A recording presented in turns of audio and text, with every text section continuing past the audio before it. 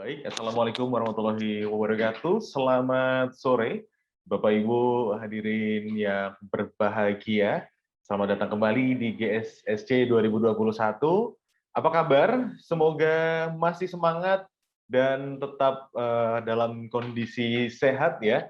Meski saat ini kita sedang berada di masa pandemi dan akhirnya kita harus bersimposium dalam kondisi virtual, tapi nampaknya tidak melunturkan semangat para presenter, para Bapak Ibu, tamu undangan dan peserta yang mengikuti GSSC 2021 ini untuk bersimposium, terutama saling bertukar ide dalam kajian ilmu komunikasi. Dan Bapak Ibu, setelah dari tadi pagi kita mengikuti 4 sesi, ya, 2 sesi dengan 4 orang breakout room dengan berbagai macam subtopik. Tiba pada sesi terakhir di GSSC 2021, yakni untuk subtopik doktoral. Ini sangat spesial sekali karena ini berisikan teman-teman dari doktoral. Pastinya kita berharap nih ada sebuah ide ataupun gagasan yang luar biasa yang mungkin sangat fresh dan baru yang pastinya bisa memberikan masukan dan inspirasi bagi kita semua pada sore hari ini. Baik, Bapak Ibu, semoga semangat ya. Tinggal sebentar lagi pada kegiatan GSSC 2021 ini. Namun sebelum kita memasuki kegiatan kita pada sore hari ini, akan kami bacakan terlebih dahulu peraturan untuk diskusi paralel pada sore hari ini. Masih sama, yakni sesi paralel akan dipimpin oleh moderator, terus kemudian peserta wajib untuk masuk ke room meeting sesuai jadwal 15 menit sebelum sesi paralel dimulai.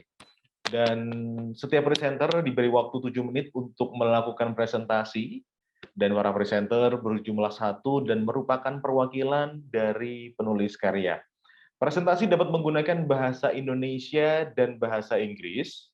Materi presentasi terdiri kurang lebih 10 hingga 15 slide atau dapat menyesuaikan waktu presentasi, dan presenter diharapkan menyiapkan materi presentasi, lalu sesi tanya jawab dilakukan setelah semua presenter melaksanakan presentasi.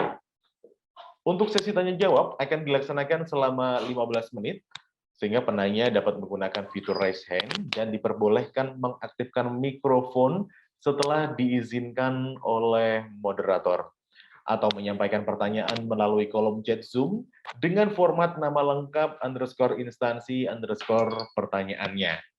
Nanti setelah sesi diskusi paralel berakhir, kami juga mohon untuk para hadirin bisa mengikuti awarding untuk pengumuman Best Paper pada GSSC 2021 ini. Tentunya para presenter berdoa dan berharap ya, semoga papernya ini dipilih menjadi best paper pastinya. Baik, kami juga ingin mengingatkan kembali kepada seluruh presenter untuk mengganti nama akunnya dengan format nomor ruang _nama lengkap _instansi. Mungkin karena di terakhir bisa menjadi 05 _ nama lengkapnya _instansi untuk memudahkan tim panitia mencari presenternya. Dan untuk para peserta, kami persilakan juga untuk mengubah nama dengan nama lengkap _instansinya saja.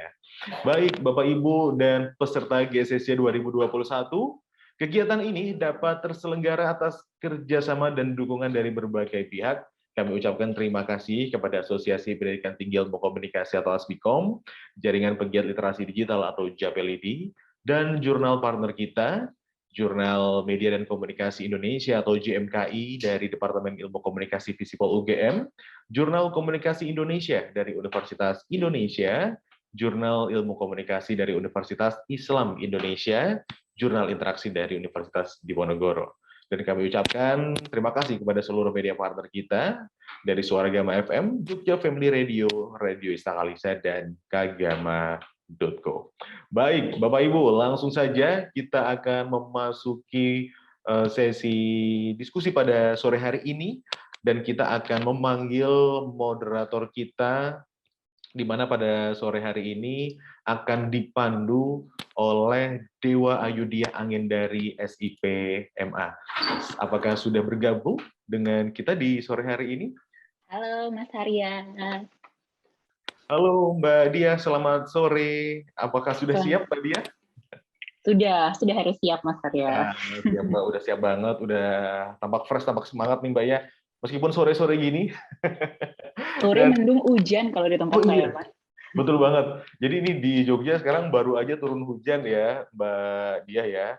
Dan berarti lokasinya Mbak Dia juga ternyata turun hujan. Semoga nggak ngantuk ya Mbak Dia ya. Iya, dan semoga internetnya aman ya, Mas. Iya, amin. Semoga ini internetnya aman, kondisi semuanya aman, listriknya juga aman ya Mbak. Baik, ini selanjutnya akan kami bacakan kurikulum vitae dari Mbak Dia. Jadi Mbak Dia, Mbak Dewa Ayudhya Angin dari SIPMA, akrab disapa dengan Mbak Dia.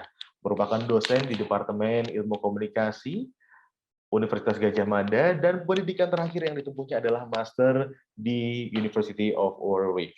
Bidang keahliannya mencakup komunikasi strategis dan masyarakat digital.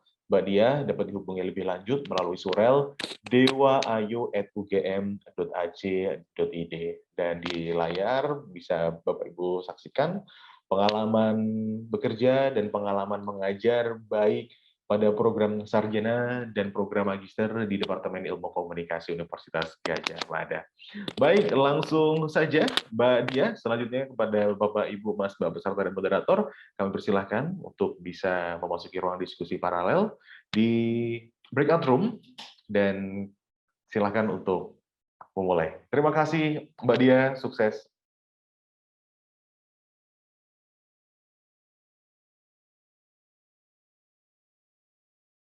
Oke, selamat sore, selamat datang. Saya menyapa dulu kepada para penyaji materi, tamu undangan, dan juga para peserta di breakout session doktoral dalam kegiatan Graduate Student Symposium on Communication Science yang diselenggarakan oleh Prodi Magister Ilmu Komunikasi UGM. Sebelum kita memulai diskusi di sore hari ini, sudah tampak lebih cerah langit di luar, Mas Mbak yang sudah bergabung. Izinkan saya untuk mengulang sedikit ketentuan teknis yang tadi sudah dibacakan oleh Mas Arya sebagai koridor jalannya diskusi kita hari ini. Yang pertama, setiap presenter akan diberikan waktu 7 menit untuk melakukan presentasi. Jadi nanti saya akan mohon izin pada para presenter 2 menit sebelum waktu presentasinya selesai, saya akan memberikan notifikasi melalui personal chat. Jadi mohon sambil dicek juga. Kemudian 1 menit sebelum waktunya selesai, saya juga akan kembali menginformasikan tentang waktu presentasinya. Kemudian bagi para peserta yang ingin memberikan pertanyaan, silahkan dapat menggunakan fitur raise hand, atau diperbolehkan juga menyampaikan pertanyaannya melalui kolom chat dengan format nama lengkap, _institusi, _pertanyaan. Semoga sudah cukup jelas untuk peraturan teknisnya, Mas Mbak, para peserta kegiatan diskusi sore hari ini. Baiklah, tanpa berpanjang lebar, izinkan saya untuk memulai sesi breakout room doktoral. Jadi pada sesi sore hari ini kita kedatangan 5 orang presenter, dan jika boleh saya berikan hint, saya kira ada 1 benang merah dari kelima topik presentasi yang sangat-sangat menarik dan saya pikir sangat relevan dengan kondisi kita saat ini, yakni betapa kehadiran media digital semakin tidak dapat dilepaskan, kemudian semakin menjadi fenomena yang menarik untuk dikaji. Ditambah dengan adanya COVID-19, Mas Mbak, tentu ini akan memaksa kita untuk mau tidak mau semakin akrab, bahkan mengakselerasi adopsi media digital di segala sektor untuk beragam kepentingan. Nah, hal ini tentu memunculkan berbagai fenomena baru ya yang kita rasakan dalam berbagai konteks situasi, baik kita sebagai pengguna ataupun misalnya sebagai akademisi yang mengkaji fenomena terkait media digital. Oleh karena itu, pada sore hari ini, paparan presenter terdiri atas 2 gerbong utama. Yang pertama adalah bagaimana kaitannya media digital dan penerimaannya oleh siswa didik. Kemudian yang kedua, media digital dalam bingkai pandemi COVID-19, baik dari pendekatan sistem, kemudian analisis konten, partisipasi publik, hingga kecakapan digital pengguna. Untuk itu, mungkin saya ingin menyapa dulu para presenter yang sudah bergabung sore hari ini, sekaligus untuk memastikan kehadiran para presenter ya. Yang pertama akan ada Mas Agus Triyono dari Program Studi Doktoral Universitas Gadjah Mada. Selamat sore, Mas Agus. Selamat sore, Mbak Dia, Bapak Ibu, teman-teman semuanya, Mbak Yayu juga. Selamat datang, Mas. Kemudian ada Mbak Nur Imroatus Holihah, juga dari Prodi Doktoral Universitas Gadjah Mada. Selamat sore, Mbak Nur. Selamat sore, Mbak Dia. Semoga dalam keadaan sehat ya, Mbak. Alhamdulillah sehat. Kemudian ada Mbak Senja Justisia, juga dari Prodi Doktoral Universitas Gadjah Mada. Selamat sore, Mbak Dia dan Bapak Ibu semuanya. Selamat sore, Mbak Senja. Ada juga presenter kita yang keempat, Mbak Dewi Kartikasari, juga dari Prodi Doktoral Universitas Kristen Satya Wacana. Selamat sore, Mbak Dewi. Selamat sore, Mbak Dia. Selamat sore, Mbak semua. Dan last but not least, presenter kita yang kelima, Mbak Lika Sari Anggraini, juga dari Prodi Doktoral Universitas Gadjah Mada. Selamat sore, Mbak Lika. Sore, Mbak Dia. Sore semuanya. Oke, selamat sore. Senang sekali 5 presenter kita sudah hadir. Semuanya tampak sudah siap, harus siap begitu ya, kepada para presenter. Oleh karena itu, baiklah, mari kita langsung mengundang presenter kita yang pertama, Mas Agus Triyono, yang akan mempresentasikan paper dengan judul Pengaruh Terpaan Postingan Akun Dakwah di Instagram terhadap Religiusitas Siswa di Pekalongan. Waktu dan tempat saya persilahkan, Mas Agus. Terima kasih, Mbak Dia. Selamat sore, Bapak Ibu semuanya. Bismillahirrahmanirrahim. Assalamualaikum warahmatullahi wabarakatuh. Berbahagia sekali kesempatan sore hari ini, kemudian dapat mengikuti ya, terlibat dalam acara yang sangat menarik. Setelah kemudian saya cermati itu yang 5 presenter tuh keempatnya adalah putri gitu, saya itu laki-laki sendiri, moderatornya juga putri ya, jadi ini biasanya nih Mbak Yayu ini perlu entah diapresiasi atau perlu kemudian dievaluasi gitu ya, karena ternyata produktivitas yang laki-laki kemudian cukup rendah di sini. Oke, pada kesempatan sore hari ini kemudian saya ingin melakukan presentasi terkait dengan bagaimana terpaan akun dakwah ya terhadap tingkat religiusitas siswa di Pekalongan ya. Kemudian kami lakukan surveinya di salah satu sekolah di daerah Pekalongan yang kita kenal dengan sekolah SD SMA Negeri Kedungwuni. Riset ini kemudian paparannya terdiri dari 4 ya, latar belakang, metode, hasil, dan pembahasan serta kesimpulan. Latar belakang dari riset ini kemudian kami melihat ya bahwa praktek online religion itu kemudian ada sudut pandang ya mengenai tentang perkembangan dakwah ya. Jadi dakwah yang kemudian dulu sangat identik dengan dari mimbar ke mimbar ya, kemudian dari satu lokasi dakwah ke lokasi dakwah yang lain itu kemudian sekarang sudah bergeser pada praktik online religion dan online itu kemudian juga menjadi sumber informasi, sumber pengetahuan yang luar biasa bagi masyarakat dalam memenuhi kebutuhan agama mereka. Berbeda dengan konteks dakwah, kalau saya boleh bilang dakwah konvensional yang kemudian identik dengan kiai sentralistik begitu, maka kemudian dalam konteks masyarakat digital, maka dai ataupun ulama itu tidak lagi menjadi pusat informasi ya, atau pusat informasi keagamaan. Ya, artinya kemudian siapapun itu kemudian bisa dalam konteks masyarakat digital itu kemudian dispersal ya, bisa menjadi distributor, bisa kemudian menjadi produser, sekaligus kemudian juga bisa menjadi audiens ya. Nah, dalam konteks ini, ya, audiens kemudian mampu memproduksi pesan yang kemudian diterimanya untuk kemudian disebarkan kembali. Ini yang kemudian kekuatan yang saya pikir perlu kita pahami bersama ya. Sehingga konteks kajian tentang the end of expertise itu kemudian sangat menarik sekali. Bagaimana otoritas-otoritas keagamaan itu kemudian dalam beberapa kasus itu kemudian seringkali, mohon maaf, kalah dengan pribadi-pribadi atau personal ya, itu yang kemudian mereka mampu mengemas konten dakwah dengan menarik gitu. Nah, ini sedikit gambaran ya. Jadi Lin Samu ini adalah akun yang kemudian kelola oleh Muhammadiyah, ya, kemudian NU, itu kemudian Nahdlatul Ulama gitu. Kalau kemudian kita lihat dari tabel ini sebenarnya cukup mencengangkan begitu ya. Jadi ini akun dakwah yang kemudian tidak dikelola oleh organisasi Islam mainstream ya. Kalau dalam riset kami di 2017 kami mengistilahkannya sebagai unaffiliated ya. Jadi akun-akun dakwah yang kemudian tidak berafiliasi pada organisasi-organisasi Islam tertentu gitu. Ternyata kemudian mereka memiliki jumlah followers yang kemudian sangat lebih banyak dibandingkan dengan akun-akun yang kemudian dikelola organisasi Islam mainstream. Ini juga berlaku untuk kemudian tingkat kunjungan di website ya. Ketika kemudian menggunakan website, ternyata website yang kemudian dikelola oleh organisasi Islam mainstream ataupun kontemporer itu kemudian ternyata memiliki pengunjung yang kemudian lebih rendah dibandingkan dengan website yang kemudian unaffiliated ya, atau kemudian tidak dikelola oleh organisasi Islam tertentu. Tentunya ini sebuah fenomena yang menarik ya. Bagaimana kemudian kekuatan digital itu, otoritas, lembaga yang kemudian punya otoritas untuk kemudian mengeluarkan kajian-kajian tentang keagamaan itu ternyata tidak begitu diminati oleh para warga digital. Ya, berangkat dari situ, maka kemudian kami ingin melihat ya, ingin mengetahui adakah pengaruh gitu ya, pengaruh dari postingan akun dakwah di Instagram itu terhadap religiositas seseorang. Ya, sehingga objek penelitian kami adalah di SMA Negeri 1 di Kedunguni di daerah Pekalongan.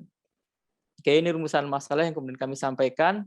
Nah, ini bagian dari kerangka berpikir kami ya, untuk kemudian mengetahui tentang terpaan itu bagaimana variabel terpaan itu kemudian diturunkan, maka kami menggunakan 3 indikator yang berada di dalamnya. Jadi terpaan ini sebagai variabel X yang kemudian apakah berpengaruh atau tidak terhadap variabel dependen yaitu variabel religiositas.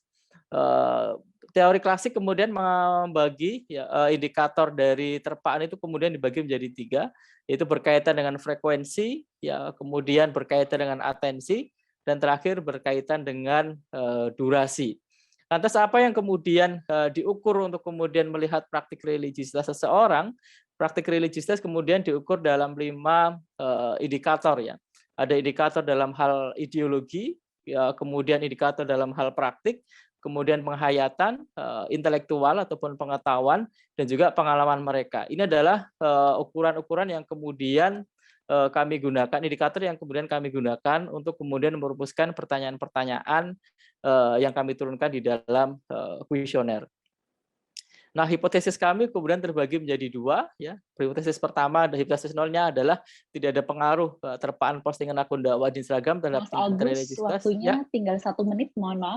Cepat sekali, ya. Sangat cepat, Mas. Ya. Oke, ini metode penelitian kami. Kami survei, kemudian populasi. Kami 1.000 siswa dengan sampel 91. Kami menggunakan Slovin. Dengan teknik sampelnya adalah accidental sampling. Bapak Ibu semuanya, jadi ini hasil uji pengaruh. Jadi memang dalam hasil uji regresi linear kami, itu kemudian nilai signifikansinya memang 0,01 ya. Kemudian lebih kecil dari 0,05. Artinya memang ada pengaruh ya.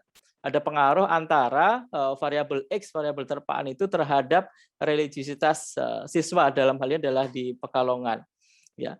Tapi kemudian bagaimana kemudian koefisien korelasi dan koefisien determinasinya? Ternyata nilai R-square yang kemudian muncul dari perhitungan statistik kami hanya 0,103 ya. Artinya kemudian pengaruh media sosial untuk kemudian terhadap religiositas siswa itu hanya 10,3%. Ya. Artinya memang sangat sedikit sekali. Ya.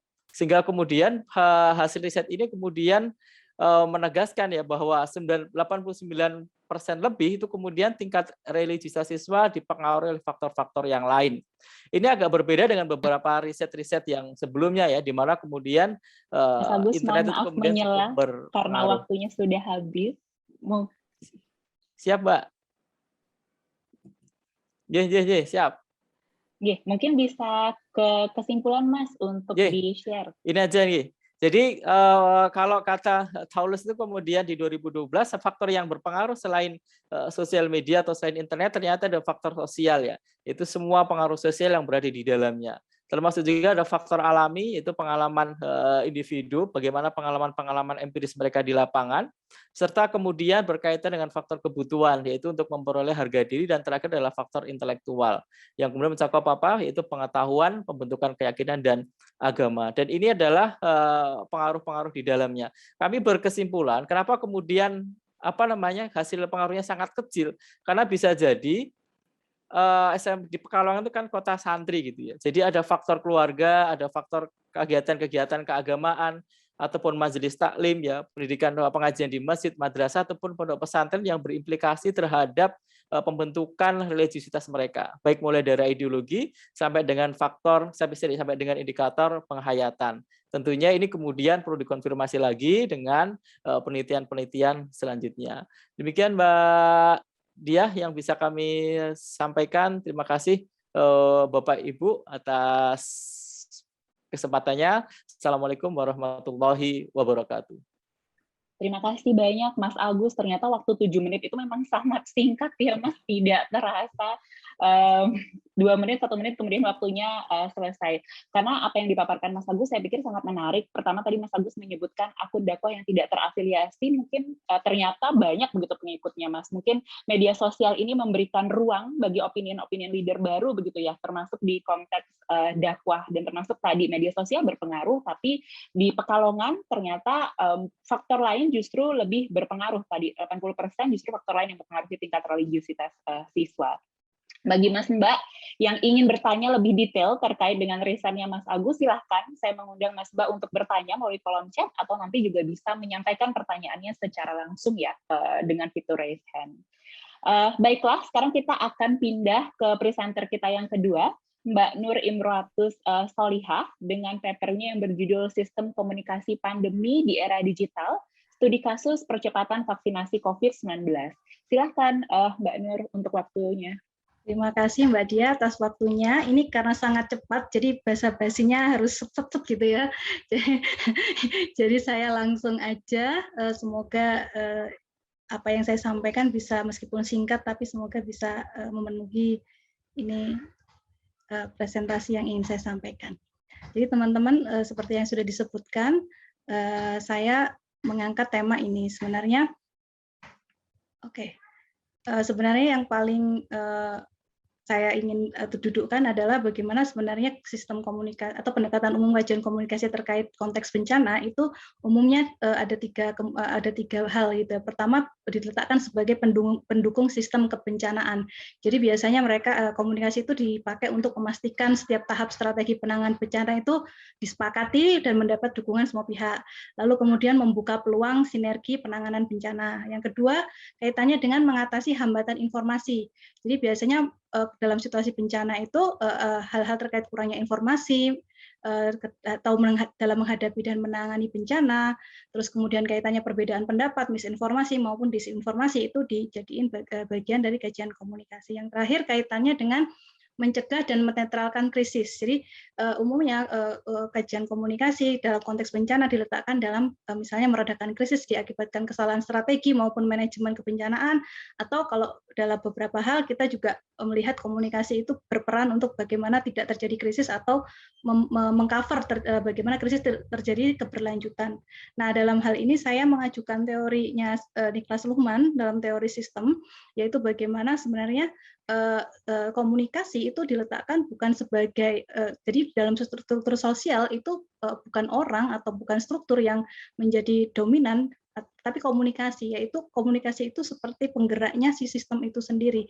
Dan sistem yang dikembangkan oleh Luhmann ini terdiri dari misalnya istilah-istilahnya yang mungkin menjadi ini adalah autopoietik, yaitu self-referential, diferensiasi. Ini sebenarnya bagian dari bagaimana Luhmann itu ingin melihat sistem itu selalu bergerak, tapi bergerak yang dikontrol oleh dirinya sendiri pergerakannya, tapi dia tidak kaku, tertutup seperti itu, tapi dia juga bersedia terbuka. Nah, keterbukaannya itu dipengaruhi oleh hal-hal kaitannya dengan bagaimana dia berinteraksi dengan lingkungannya. Nah, istilah-istilah Luhmann terkait penanganan bencana bisa jadi kaitannya dengan skema organisasi menghadapi respon kebencanaan atau pengurangan resiko. Bagaimana komunikasi resiko itu dikaitkan dengan keputusan, lalu bagaimana membangun trust di situ, yang dimana dalam prakteknya itu tidak selalu berjalan mulus gitu ya, karena selalu ada konflik di dalamnya. Nah, di dalam teori Luhmann ada komunikasi itu diletakkan menjadi formula sistemnya adalah selection information, utterance, dan understanding, dan kemudian yang grand statementnya yang only communication can communicate kayak gitu. Nah, saya masuk ke soal vaksinasi. Seperti kita tahu, yang paling akhir dari penanganan pandemi adalah vaksinasi, percepatan vaksinasi. Saat ini semua dunia, di seluruh dunia itu sedang melakukan ini, begitu, termasuk di Indonesia, apalagi dengan WHO menetapkan posisi 60-70% untuk herd immunity, itu mendorong semua bergerak. Di Indonesia, vaksinasi dimulai dalam Januari 2021 dengan ditandai Presiden Jokowi beserta selebritis dan juga para public figure dan beberapa kepala daerah menyatakan diri untuk menjadi vaksinator pertama, begitu.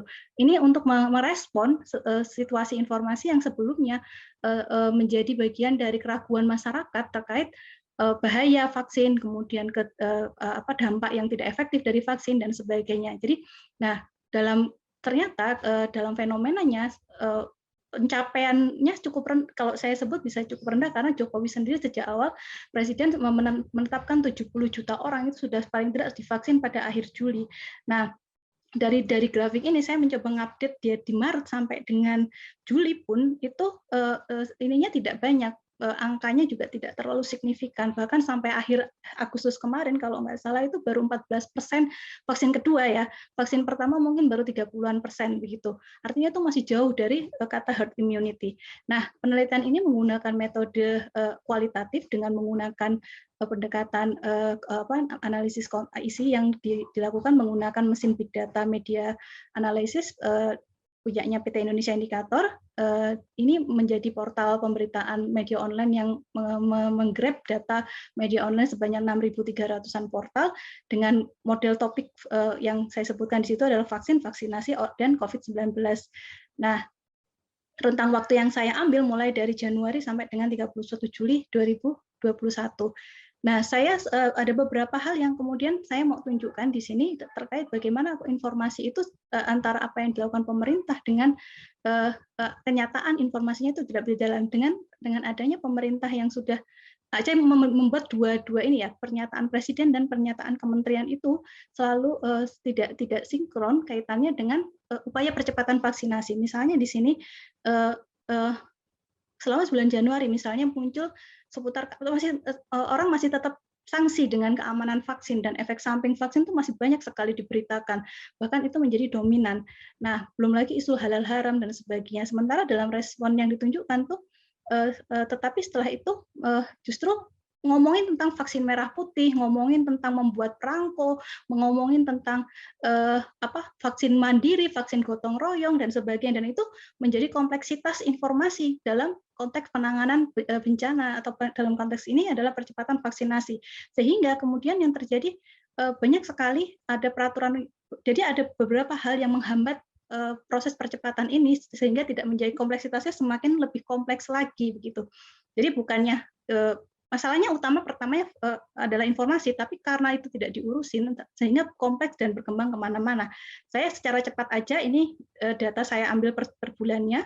Terus kemudian, Mbak Nur, mohon maaf, waktu tinggal 1 menit. Makanya saya coba ini terbaru, saya ngambil data persebarannya cukup sangat banyak dengan konstelasi terbesar adalah soal distribusi dan informasi menjadi nomor 2-nya. Lalu kemudian, nah informasi itu pun mulai dari urusan sosialisasi, disinformasi, misinformasi, sampai dengan ada saya sebut malinformasi karena sebenarnya benar, tapi ini cukup mengganggu kalau tidak di ini, terus aksesibilitas dan sebagainya.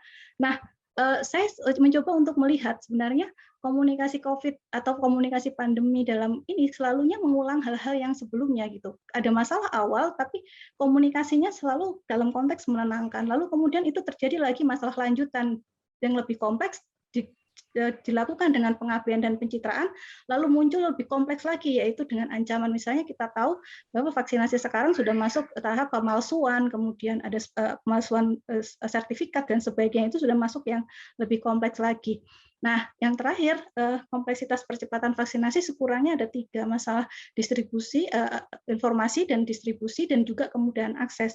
Sementara respon pemerintah yang dalam mereduksi masalah cenderung dimulai dengan mengekspresikan bahwa tidak ada masalah, cenderung meminta bantuan yang tidak berkepentingan dengan urusan vaksin, lalu kemudian dengan dalam hal ini sistem komunikasi percepatan vaksin sebagai subsisten komunikasi pandemik dapat terlihat juga sama dengan penanganan bencana pandemi COVID-19 secara umum. Itu mungkin Mbak presentasi yang sangat cepat, semoga bisa ditangkap maksudnya. Demikian. Terima kasih Mbak Diah, saya kembalikan. Terima kasih banyak Mbak Nur, memang sangat menantang ini ya menyajikan hasil riset dalam 7 menit, tapi tadi saya pikir Mbak Nur menyampaikan hasil penelitian yang sangat menarik, karena pandemi ini seperti perang informasi juga ya Mbak Nur, termasuk salah satunya tentang isu vaksinasi, dan saya pikir situasi ini tidak hanya terjadi di Indonesia, tapi juga banyak negara lain di dunia. Tapi tadi Mbak Nur menggarisbawahi, meskipun ada banyak isu begitu di masyarakat terkait vaksin, mulai dari keamanan, efek, hingga isu halal haram, tapi kemudian respon yang diberikan oleh pemerintah ternyata tidak menjawab keraguan yang ada di masyarakat begitu. Lebih banyak respon-respon menenangkan, kemudian masih ada juga PR terkait dengan distribusi dan akses informasi. Terima kasih banyak Mbak Nur.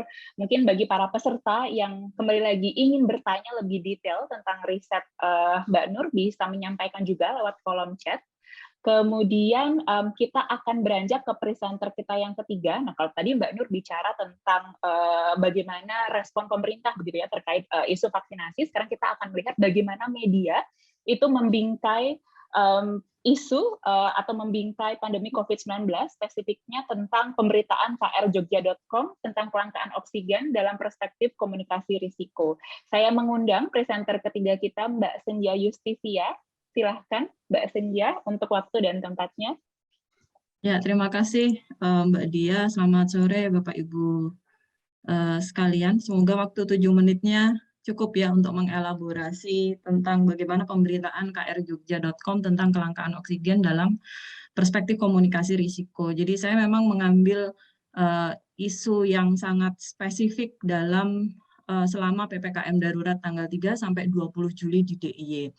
Nah, menurut saya problemnya ada di 2 hal. Jadi yang pertama adalah kedaruratan di bidang kesehatan, yaitu tentu tadi saya sudah sampaikan ada kelangkaan oksigen, khusus di DIY ada kematian pasien di RSUP Dr. Sarjito, kemudian DIY sendiri merupakan provinsi dengan jumlah kematian isoman tertinggi ketiga setelah DKI dan Jawa Barat. Kemudian di satu sisi ada kedaruratan di bidang media. Laporan media tentang kelangkaan oksigen yang menyebabkan kematian beberapa pasien di RSUP Dr. Sarjito itu dianggap hoax, tidak benar, dan bahkan itu disampaikan oleh pemerintah bahwa pemberitaan tersebut bohong begitu ya. Nah, kembali lagi, kenapa kemudian komunikasi risiko menjadi sangat penting? Karena semua pesan risiko harusnya dapat disajikan dan dibagikan kepada publik secara terbuka dan tepat waktu. Tujuannya jelas ya, untuk memperbaiki kesenjangan antara pencetus informasi dan penerima. Nah, media lokal saya pilih KR Jogja dalam hal ini karena media lokal dari penelusuran riset-riset terdahulu itu memiliki 2 sisi yang menarik. Yang pertama, dia dalam beberapa penelitian disebut tidak mampu berperan sebagai sarana untuk menetapkan agenda kesehatan atau potensinya tidak bisa dimaksimalkan begitu. Tapi di satu sisi media lokal itu punya modal sosial dalam pengetahuan lokal dan ekspektasi publik terhadap media lokal juga sangat tinggi. Nah, atas dasar problematika itulah maka penelitian ini pengen melihat isi pemberitaan krjogja.com tentang kelangkaan oksigen selama PPKM darurat dikaitkan dengan aspek komunikasi risiko melalui kualitatif konten analisis. Nah, hasil penelitiannya nanti ada beberapa temuan kunci yang ingin saya highlight, tapi kira-kira kalau kemudian secara umum temuan-temuan kunci itu bisa tersaji dalam beberapa tabel berikut. Misalnya saya pengen kelompokkan narasi tentang kelangkaan oksigen selama PPKM darurat gitu, dibagi ke dalam 3 hal berdasarkan berita yang saya lihat. Yang pertama ada narasi tentang kelangkaan oksigen, yang kemudian secara detail macam-macam narasinya, tapi nanti akan kita lihat sebenarnya narasinya hanya bermuara pada satu hal saja.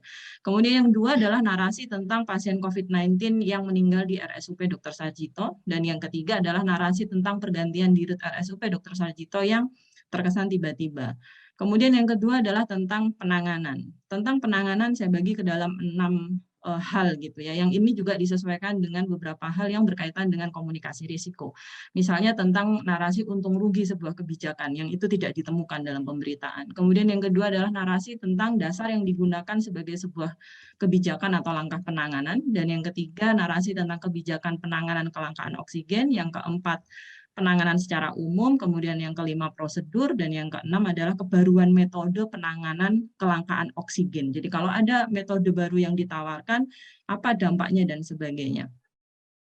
Nah, temuan tadi kemudian merujuk pada temuan kunci yang kedua.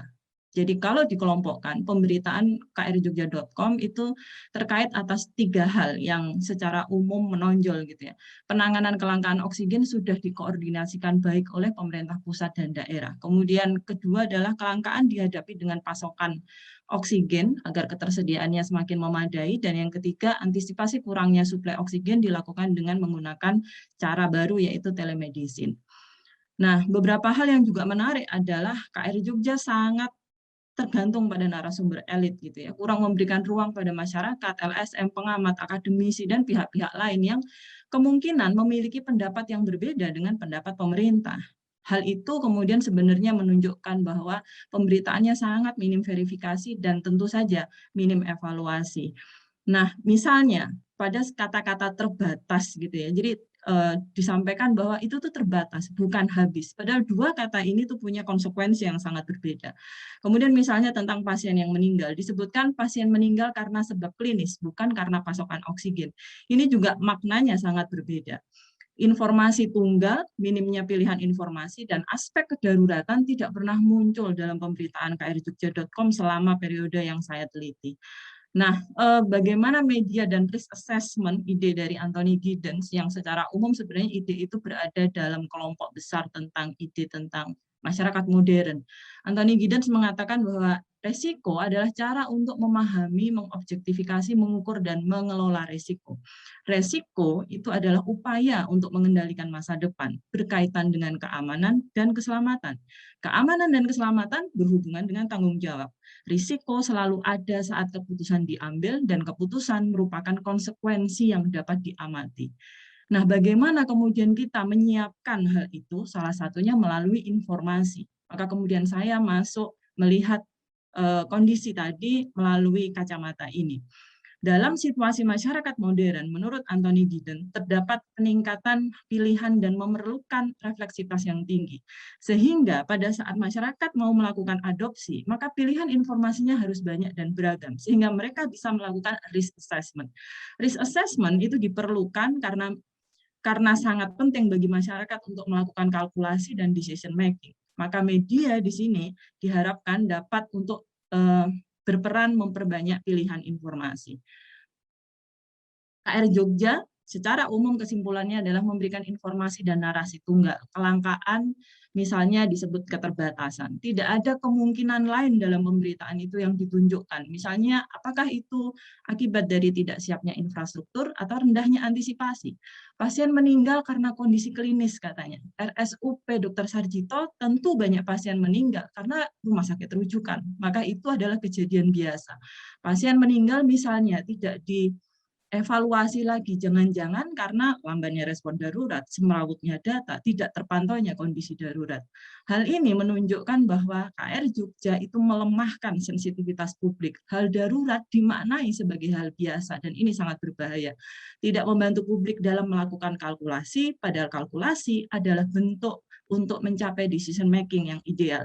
Selanjutnya, minim eksplorasi pada aspek prosedur, akuntabilitas kebijakan tidak bisa diamati, publik tidak dilibatkan, aspek tambahan dia sebagai media massa daring lokal tidak dimanfaatkan, potensi risk assessment sehingga jadi sangat tidak maksimal. Kira-kira itu performa KR Jogja dalam pemberitaan kelangkaan oksigen pada PPKM darurat yang lalu. Begitu Mbak Dia. Mohon maaf agak cepat-cepat agar cukup waktunya.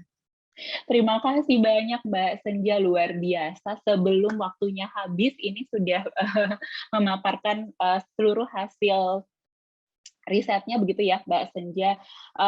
Menarik sekali tadi tentang narasi kelangkaan oksigen oleh krjogja.com, padahal media punya peran yang penting ya Mbak begitu untuk komunikasi risiko, namun ternyata dari hasil riset Mbak Senja menemukan berita-berita yang ada di krjogja.com terkait dengan kelangkaan oksigen ini ternyata lebih banyak bergantung pada narasumber elit, sehingga minim verifikasi dan evaluasi, kurang ruang bagi aktor-aktor lain juga.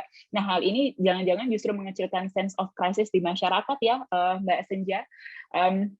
Terima kasih untuk pemaparannya. Tadi kita sudah mendengar riset tentang komunikasi yang dilakukan oleh pemerintah, kemudian bagaimana media membingkai isu-isu seputar COVID-19, dan sekarang kita akan masuk ke presenter yang keempat. Kita akan mendengar tentang partisipasi publik dalam merespon isu ini. Oleh karena itu, mungkin saya langsung undang Mbak Dewi Kartikasari. Tadi mohon maaf ada kesalahan penyebutan. Mbak Dewi Kartikasari juga berasal dari Prodi Doktoral Universitas Gadjah Mada.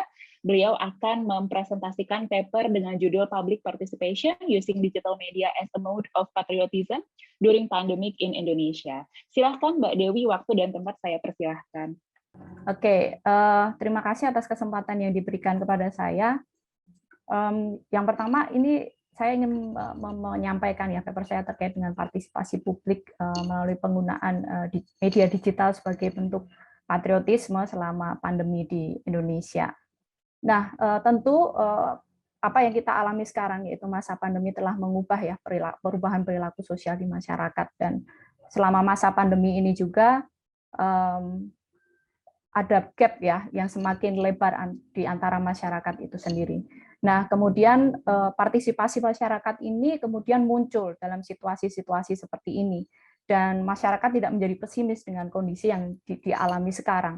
Masyarakat kemudian melakukan suatu aksi atau tindakan yang itu dilakukan baik di ranah digital maupun di ranah langsung ya, terjun langsung ke masyarakat atau offline and online begitu. Jadi bahkan ada yang dilakukan keduanya, baik itu di ranah digital maupun di ranah offline atau disebutnya dengan hibrid.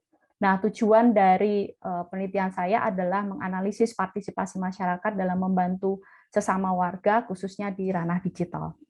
Nah, ketika saya mengamati pandemi terkait dengan patriotisme, begitu saya melihat ada setidaknya 3 riset ya dari Rupar dan kawan-kawan bagaimana meneliti tentang patriotisme di tengah pandemi itu muncul di Polandia, kemudian Lim dan Prakas di Korea Selatan, kemudian Basir di Malaysia. Nah, kajian tentang partisipasi media digital dan patriotisme ini belum pernah dilakukan di Indonesia. Nah, saya mencoba untuk melakukan hal itu dengan fokus pada bentuk partisipasi masyarakat dengan menggunakan digital media. Nah, analisis partisipasi warga di tengah bencana ini khususnya pandemi, saya ingin melihat sejauh mana jangkauan partisipasi tersebut dalam menggunakan media digital untuk membantu sesama warga, termasuk kaitan antara partisipasi, media digital, dan patriotisme. Metodenya saya menggunakan etnografi komunikasi, ada 3 tahapan, yaitu tahapan entry, tahapan koleksi data, dan tahapan analisa dan interpretasi. Saya mengacu pada pendapat dari Kosinets yang menyatakan bahwa etnografi adalah cara untuk melakukan penelitian pengamatan partisipan dan budaya partisipan melalui internet. Pendekatan ini kemudian menggunakan informasi yang tersedia secara publik di internet, kemudian kita analisa.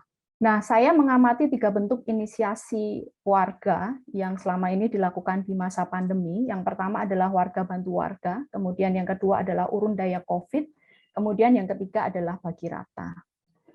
Nah, warga bantu warga, ini inisiatornya adalah Anu Najib, rilisnya 6 Juli 2021 kemarin, kemudian media digital yang digunakan adalah website untuk informasi, sementara untuk komunikasi 2 arah menggunakan WhatsApp. Nah, alasan menciptakan inisiatif ini adalah ia ingin menyediakan informasi yang segera dan spesifik. ya terkait dengan kebutuhan alat kesehatan dan akses kesehatan. Ini terjadi kemarin karena kita mendengar ada banyak kelangkaan oksigen dan lain sebagainya. Kemudian yang kedua adalah penyedia informasi yang akurat untuk daerah di luar Jawa. Nah, relawan yang berhasil direkrut untuk warga bantu warga sampai dengan tulisan ini saya tulis adalah sekitar 1.272 orang. Yang kedua, urun daya COVID, inisiatornya adalah Faiz Kifari, media digitalnya adalah menggunakan website untuk sarana informasi. Alasan dibalik penciptaan inisiatif ini adalah menyediakan informasi tentang lokasi swab test, isolasi mandiri, vaksinasi, kemudian ambulans, informasi oksigen, dan hal lain seputar COVID. Nah, dia juga berkolaborasi dengan inisiatif yang lain, yaitu Kita Bisa dan Warga Bantu Warga. Kemudian yang ketiga, inisiatifnya adalah Bagi Rata, diinisiatori oleh Ivi Fania, Lodi, dan Ilham. Rilis bulan Maret 2020, media digital yang digunakan adalah website dan Instagram. Dan sejauh ini ketika saya juga meneliti kembali, ternyata ada Twitter juga yang digunakan di sana sebagai sarana untuk berbagi informasi. Nah, alasan dia menciptakan inisiatif ini adalah sebagai platform subsidi silang dari para pekerja yang terdampak COVID dengan para pekerja yang tidak terdampak sehingga bisa membantu pekerja lain yang terdampak oleh COVID. Nah, pekerja yang berhasil dibantu sampai dengan tulisan ini saya tulis sekitar 2.000 orang.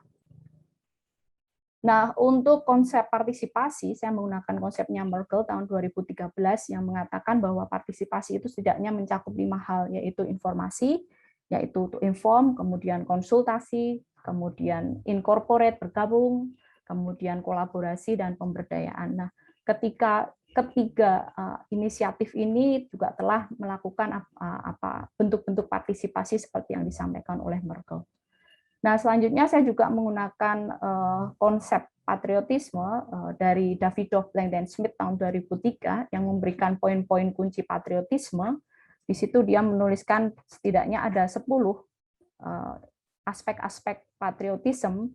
Yang pertama terkait dengan bangsa yang tidak diidealkan, tetapi menjunjung nilai-nilai dasar hati nurani yang kritis. Kemudian yang kedua terkait dengan dukungan untuk sistem akan berakhir setelah tujuan bangsa tidak lagi sesuai dengan nilai-nilai keyakinan humanis, artinya tetap mendukung nilai-nilai humanis.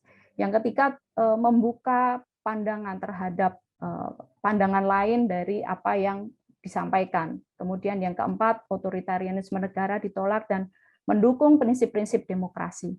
Kemudian yang kelima, penerimaan tidak kritis dari otoritarianisme nasional ini ditolak. Kemudian emosi negatif yang berhubungan dengan bangsa itu bisa diterima, jadi tidak menolak emosi-emosi negatif terhadap bangsa. Kemudian selanjutnya afiliasi nasional dalam konsep diri individu tidak terlalu ditekankan. Kemudian perbandingan temporal memiliki relevansi yang tinggi, kriteria objektifis untuk mendefinisikan kelompok sendiri ditolak. Dan muncullah nilai-nilai yang mendasari patriotisme, yaitu manifestasi lain dari identitas nasional. Mbak Dewi mengingatkan waktunya tinggal 1 menit. Ya, baik. Terima kasih Mbak Dia. Nah, saya mencoba menawarkan fusi baru dari patriotisme dan partisipasi publik ini. Nah, saya melihat ada kolaborasi, kemudian ada incorporated, kemudian ada pemberdayaan, ini masuk dalam konsep-konsep partisipasi publik. Dan juga informasi dan juga terkait dengan konsultasi juga masuk dalam prinsip-prinsip itu. Nah, beberapa contoh yang saya lihat dari para inisiator ini adalah misalnya dari Ainun Najib mengatakan bahwa ini inisiatif buat kami dari warga untuk membantu warga yang apabila sekarang sudah dalam kondisi yang gawat, sehingga kita tidak bisa lagi mengandalkan pemerintah. Kita perlu saling membantu. Bahkan kalaupun hanya sekedar memberikan informasi dan memberikan arahan panduan kepada teman-teman untuk memandu isolasi mandiri, itu merupakan hal yang baik. Nah, dia masuk dalam konsep informasi, masuk dalam konsep konsultasi, kemudian berkolaborasi juga dengan yang lain untuk menciptakan hal ini. Termasuk juga dari Bagi Rata yang menyatakan bahwa melihat hari ini banyak donasi yang masuk, meskipun secara nominal tidak terlalu besar, tapi cukup takjub. Ternyata society masih mau saling membantu satu sama lain meskipun mereka tidak kenal hal-hal seperti ini yang menjadi indikator bagaimana patriotisme itu muncul juga dalam konsep partisipasi publik. Satu hal yang perlu kita waspadai di masa yang mendatang adalah terkait dengan donation fatigue atau kelelahan donasi, baik itu donasi dalam bentuk dana maupun donasi dalam bentuk informasi. Kita berharap supaya tidak ada donation fatigue, atau misal pun itu ada, kita bisa mewaspadai bagaimana kita bisa mengatasi hal tersebut. Demikian Mbak Diah, presentasi dari saya. Terima kasih. Terima kasih banyak Mbak Dewi untuk pemaparannya. Media digital tadi Mbak Dewi menyampaikan ternyata memberi ruang bagi kita semua, bagi penggunanya untuk berpartisipasi ya, berdaya bersama, tidak hanya memberikan informasi, tapi tadi juga berkolaborasi aksi begitu. Walaupun mungkin ini bisa menjadi warning sign juga bagi pemerintah ya Mbak Dewi, apakah artinya respon pemerintah kurang tanggap begitu sehingga harus warga yang bergerak seperti itu Mbak Dewi.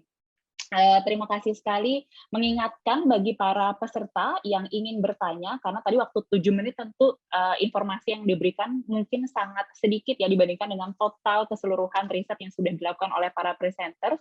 Bagi yang ingin bertanya silahkan, saya mengundang untuk kembali menulis di kolom chat, atau nanti setelah presenter kelima selesai melakukan presentasi, juga bisa bertanya secara langsung dengan menggunakan fitur raise hand.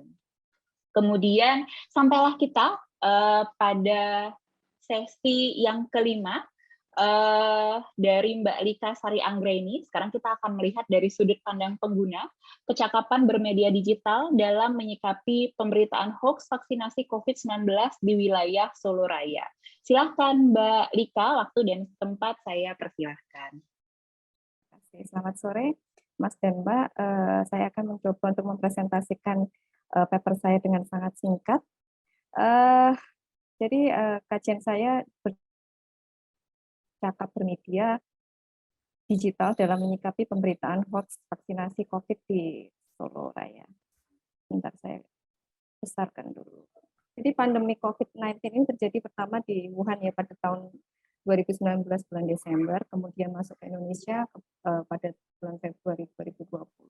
Nah, pandemi ini hampir merata terjadi di seluruh dunia, bahkan ya masyarakat menjadi haus akan informasi mengenai pandemi COVID. Nah, perkembangan penyebaran ini mengenai perkembangan penyebaran, kemudian bagaimana cara pencegahan, cara penanganan, serta bagaimana cara melindungi dari keluarga.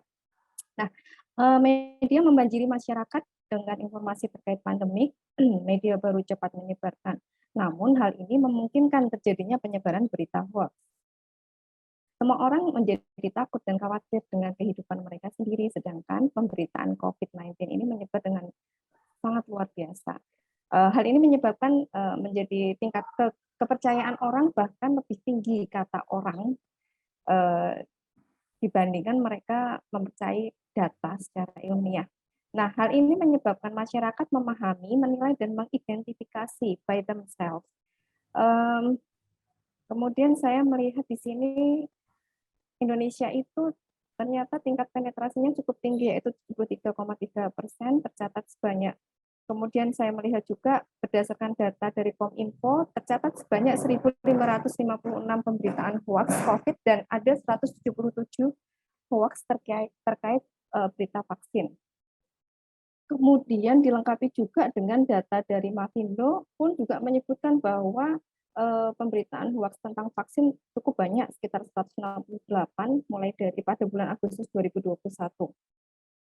Dan saya di sini agak menyoroti pada fakta di Solo bahwa ternyata tingkat vaksinnya itu sebetulnya tinggi, sekitar 74,63% dibandingkan di kota-kota lain di Jawa Tengah. Namun ternyata agak sedikit berbeda dengan wilayah di Solo Raya atau Karesidenan Solo. Jadi tinggi di Solo, tetapi di bagian-bagian kecilnya tidak tercover. Kemudian penyebaran melalui media sosial ini meningkat karena mungkin kekurangnya kemampuan masyarakat dalam memahami isi berita. Nah, kemampuan literasi digital ini menjadi hal yang sangat diperlukan pada masa kini dalam mengakses media, khususnya media baru yang lebih masif penyebarannya saat ini. Saya menyoroti pada literasi digital ini terdapat 4 pilar ya. Jadi ada digital skill, cakap bermedia, digital culture, budaya bermedia, kemudian digital etik atau etika bermedia, dan digital safety. Dan masing-masing ini ada yang menjadi dasar dari proses dalam pilar digital ini, saya menyoroti pada digital skill atau cakap bermedia, yaitu merupakan dasar dari kompetensi literasi digital yang berada pada domain single dan informal. Nah, cakap bermedia ini adalah pencarian informasi, bagaimana cara menggunakan pemilihan data. Kemudian perlunya adanya kolaborasi dari pemerintah serta aliansi masyarakat dalam menangani penyebaran berita hoax. Kecakapan terhadap media digital menyoroti terhadap atribut individu sebagai kompetensi budaya dan keterampilan sosial yang dikembangkan melalui kolaborasi dan jaringan, serta bagaimana keterampilan baru yang perlu dipahami oleh individu. Nah, tujuan dari kajian ini adalah memetakan bagaimana pentingnya cakap bermedia digital dalam menyikapi pemberitaan hoax vaksinasi COVID-19. Metode yang digunakan adalah penelitian ini adalah kualitatif. Teknik pengumpulan data adalah wawancara secara mendalam, teknik pemilihan informannya adalah purposif, yaitu kriteria informan pengamat media di Surakarta, paham literasi digital, aliansi masyarakat dalam melawan hoax. Jumlah informannya adalah 4 orang, pengambilan datanya pada bulan Agustus 2021. Hasil dan diskusinya saya akan lanjutkan. Yang pertama adalah masifnya pemberitaan hoax vaksin 19. Jadi sebetulnya masyarakat Indonesia itu mempunyai kecenderungan bahwa menyukai berita bombastis, sehingga banyak konten bermunculan memenuhi permintaan dan selera masyarakat. Informasi yang memenuhi selera masyarakat dapat menghasilkan rupiah tanpa mempedulikan informasi tersebut benar atau tidak. Pembuat konten ini terus memproduksi dan menyasar masyarakat rendah literasi. Namun ternyata tingginya pendidikan tidak serta-merta membandingkan tidak serta-merta berbanding lurus dengan tingginya literasi. Ternyata masih terdapat budaya ewo pekiwo di Surakarta atau di Solo yang mempengaruhi dan tidak melakukan intervensi karena secara keilmuan yang sangat dihormati. Kemudian ada juga prevensi politik yang mudah percaya hoax. Selanjutnya, informasi utuh ini menjadi hal yang penting. Kenapa? Karena ketika ada sumber informasi yang didapatkan tidak lengkap, maka akan muncul satu berita kecil yang kemudian memunculkan berita baru lagi yang lain dengan pesan yang disampaikan tidak utuh. Jurnalis ini menyusun berita dan masyarakat yang mengkonsumsi. Ketika terjadi secara berterusan, maka memungkinkan pertambahan informasi hoax semakin banyak. Kemudian literasi digital masyarakat dalam mengakses informasi.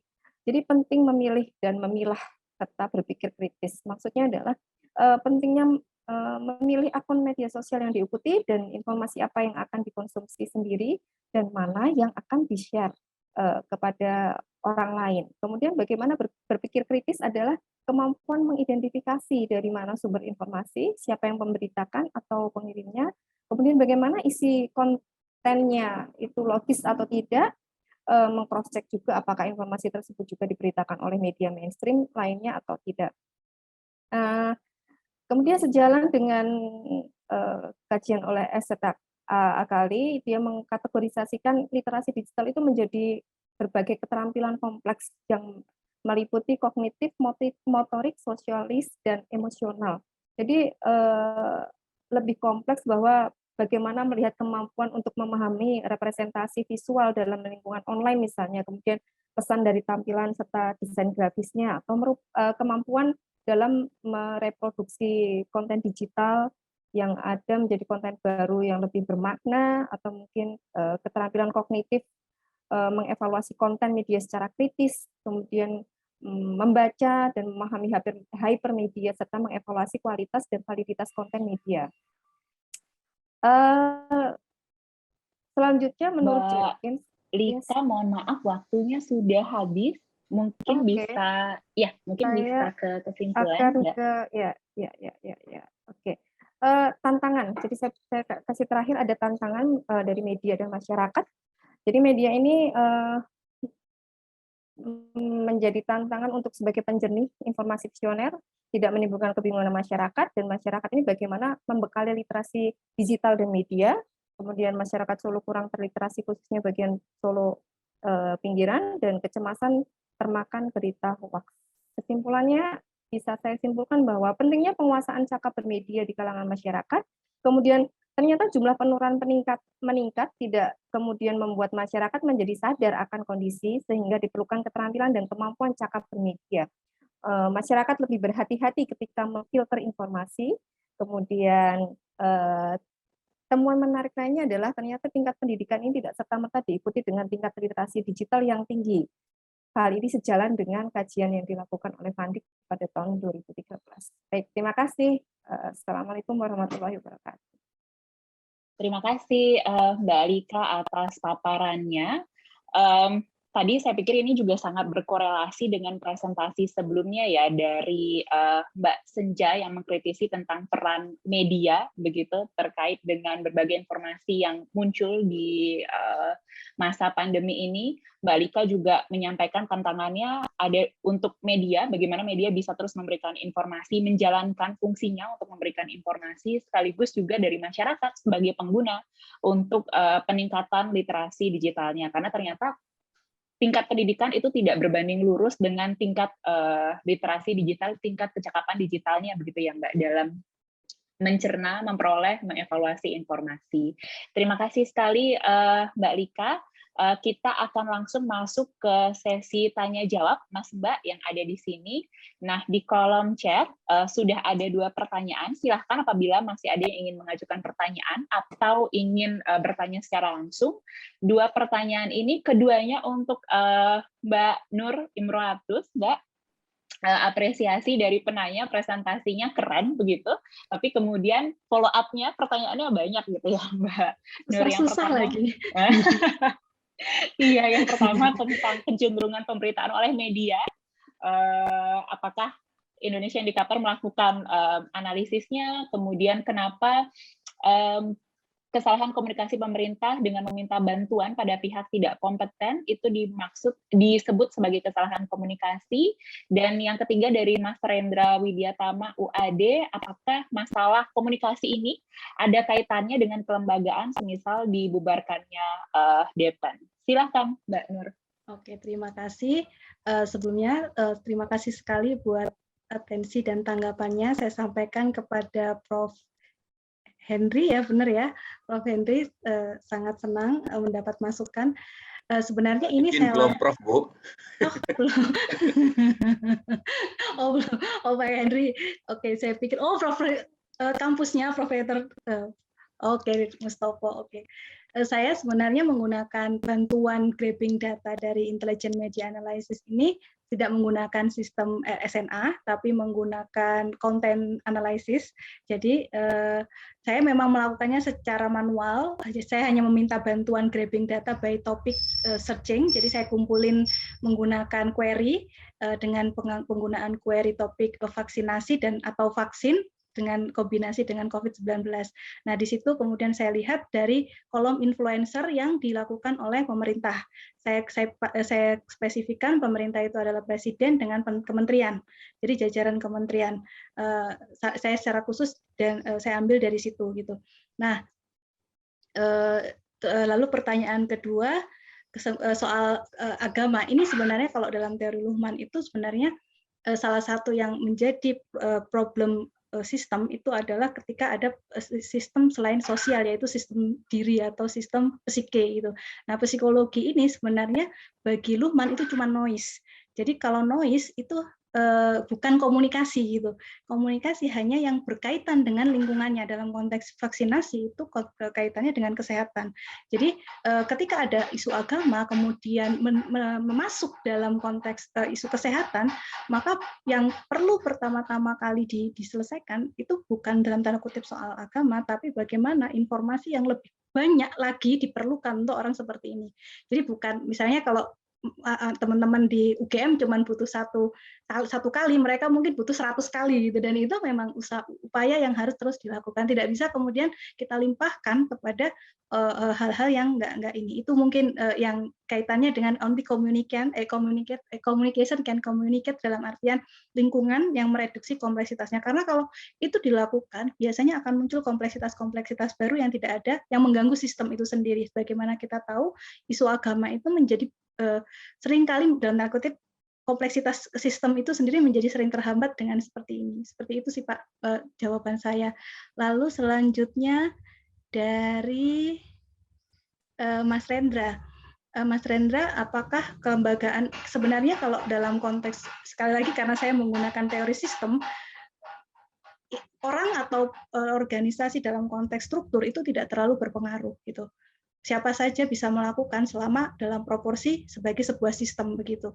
Nah, itulah yang kemudian sebenarnya kalau ini kemudian bagus misalnya yang dilakukan pemerintah itu sinergis, kemudian fokus pada percepatan vaksinasi, itu insya Allah juga pasti akan terjadilah diskursusnya ada konsen ke percepatan vaksinasi, tapi yang terjadi diskursusnya nggak ke situ gitu. Bahkan di bulan pertama setelah Januari itu diskursusnya sudah ke perangko, membuat perangko karena kita menjadi distributor penerima vaksin terbanyak se-Asia. Terus kemudian muncul isu vaksin merdeka, muncul isu vaksin Nusantara. Lalu kemudian ada lagi soal bagaimana kita membangga-banggakan diri terkait dengan upaya vaksinasi kita yang selalu berhasil, dan padahal pencapaiannya itu selalu kurang gitu. Percapaiannya itu selalu kurang, tapi itu nggak terlalu banyak dibahas gitu. Misalnya dalam pernyataan-pernyataan pemerintah itu tuh selalu kaitannya dengan hal-hal yang nggak ada hubungan dengan percepatan vaksinasi. Nah, apa konkretnya misalnya? Saya mengusulkan sebenarnya ketika konsen pada sesuatu, sedang konsen itu jangan kemana-mana dulu gitu. Misalnya contoh yang paling mengganggu itu terakhir ada urusan vaksin gotong royong, vaksin berbayar, terus kemudian ada vaksin Nusantara, vaksin Merdeka, itu masuk di tengah-tengah kita lagi konsen ke situ. Itu sebenarnya harusnya nanti gitu. Nanti setelah let's say capaian sudah 60% atau 50% baru masuk soal ini. Ini kan ada euforia ingin menunjukkan bahwa kita sebagai bangsa sudah mampu memproduksi vaksin sendirilah, inilah, itu tuh nggak mengganggu gitu, mengganggu sistem percepatan vaksinasi itu sendiri. Itu sih dari saya, Mbak Dia. Terima kasih. Terima kasih banyak Mbak Nur, semoga sudah menjawab ya bagi para penanya penjelasan Mbak Nur tadi. Silahkan, saya masih mengundang bagi Mas Mbak yang ingin bertanya, bisa secara langsung. Ini sebetulnya ada 2 pertanyaan yang masuk secara privat ke saya. Yang pertama untuk Mbak Senja. Mbak Senja, apakah melihat pola yang sama terkait dengan pemberitaan di krjogja.com gitu ya, terkait dengan isu COVID-19 secara keseluruhan, tidak hanya yang kelangkaan oksigen. Kemudian mungkin sekaligus untuk Mbak Dewi, apakah patriotisme ini, apakah berbagai gerakan yang dilakukan oleh warga ini bisa menjadi tanda kutip semacam bala bantuan untuk perang informasi yang sedang terjadi selama masa pandemi ini. Mungkin itu dulu, silahkan Mbak Senja dan Mbak Dewi, kemudian saya persilahkan. Ya, terima kasih Mbak Dia atas pertanyaannya. Terima kasih juga yang sudah bertanya. Ini jawaban non formal ya, karena penelitian saya tidak melihat semuanya, tetapi sebenarnya apa yang saya lihat di berita selama PPKM darurat pada subjek yang tadi saya sudah sampaikan, itu nampaknya punya benang merah secara umum dengan pemberitaan kedaulatan rakyat pada umumnya tentang COVID-19 gitu ya. Karena kita tahu bahwa kebijakan media itu biasanya kan continue gitu ya. Kebijakan media itu biasanya continue, yang pertama itu. Dan yang kedua, sebenarnya menarik melihat ini tidak hanya dari sisi teks. Maka di naskah saya sampaikan bahwa untuk kedepannya sebenarnya kemudian apa yang disampaikan Anthony Giddens tentang risk assessment dan risk society ini bisa dilihat dari fokus yang lebih besar, misalnya bagaimana industri media itu membentuk media seperti itu begitu. Saya beberapa kali melihat misalnya jika kemudian di literatur review begitu, melihat misalnya beberapa penelitian riset-riset yang bicara tentang bagaimana situasi industri media di Indonesia yang bahkan disebut jurnalisme industri begitu ya. Pada saat jurnalisme industri itu terjadi, maka ya kita tidak bisa mengharapkan isinya atau teksnya itu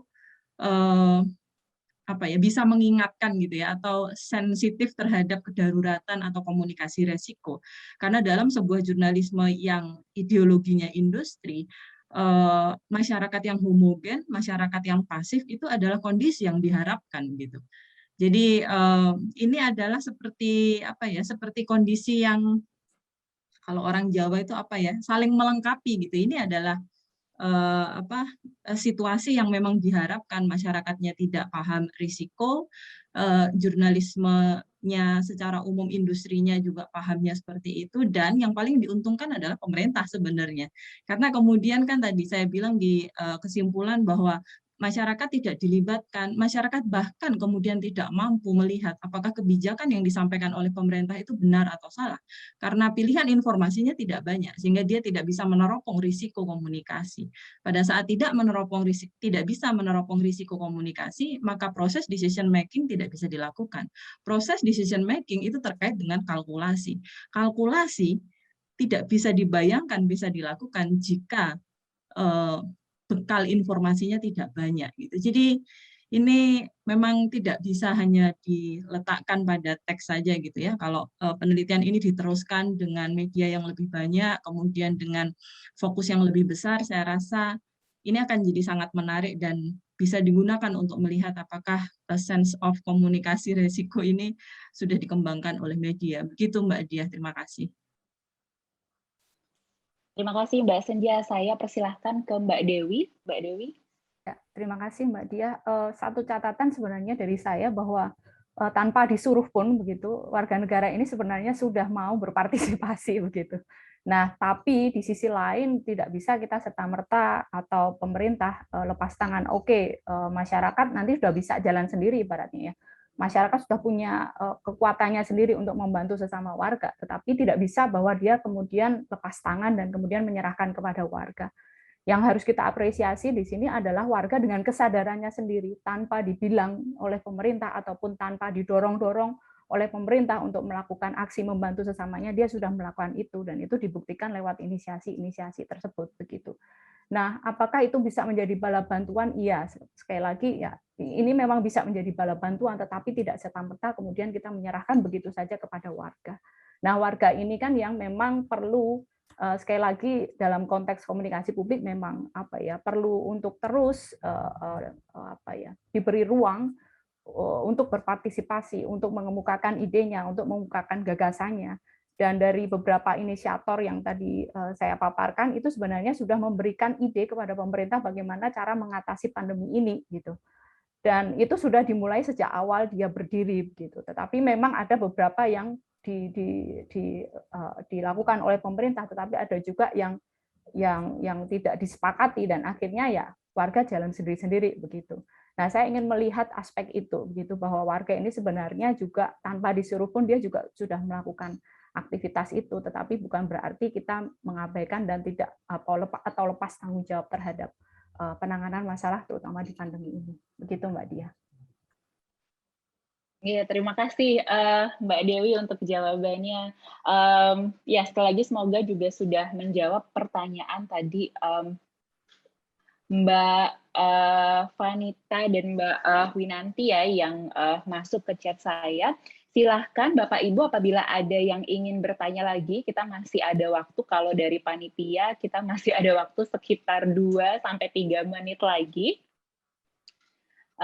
Sambil saya melihat, ada yang angkat tangan dari Mbak Oni Dwi Arianto. Oh, maaf Mas Oni, silahkan. Baik, terima kasih kepada Bu Lika ya kalau tidak salah tentang literasi digital, cakap bermedia. Ya, betul Mas. Tadi kesimpulan akhirnya sempat saya lihat itu adalah masyarakat pinggiran kurang literasi. Nah, kemudian saya ingin sebenarnya literasi yang dimaksud itu apa? Karena kalau literasi itu misalnya kurang akses terhadap informasi, pasti yang pinggiran yang nanti pasti kurang literasi. Padahal literasi itu umum dan kemudian tidak ada pengaruh pendidikan dan yang lain-lain. Nah, karena kalau cakap bermedia itu kalau misalnya kita bisa ngasih contoh, misalnya kalau mau ngecek hoax atau fakta itu kan misalnya di cek fakta, misalnya Tempo misalnya, itu kan praksisnya seperti itu. Nah, tapi kalau hanya cakap bermedia, memilih, memilah dan seterusnya, itu kalau kemudian indikator literasi itu adalah hal-hal yang dalam tanda petik akhirnya memojokkan warga pinggiran sehingga pasti nanti terjadi kurang literasi. Itu sih, karena saya rasa paparan komunikasi yang banyak pun juga bisa membuat dia menjadi kurang cakap bermedia. Tapi ini kesimpulannya ke situ ya. Pengen tahu eksplorasi untuk indikatornya itu bagaimana? Ya, terima kasih Mas Oni. Jadi sebetulnya berdasarkan dari jawaban dari keempat informan itu arahnya menuju ke sana. Nah, dasar dari saya menanyakan apa sih cakap bermedia atau digital skill itu tadi bukan hanya sekedar akses saja. Jadi memang di sana ada keterampilan, bukan hanya keterampilan menggunakan, tetapi juga bagaimana ketika menggunakan internet atau digital itu tadi juga menggunakan keterampilan kompleks lainnya. Yang tadi saya sempat sebutkan berdasarkan Eset Alkali bahwa keterampilan kompleks itu meliputi ada kognitif, motorik, sosialis, dan emosional.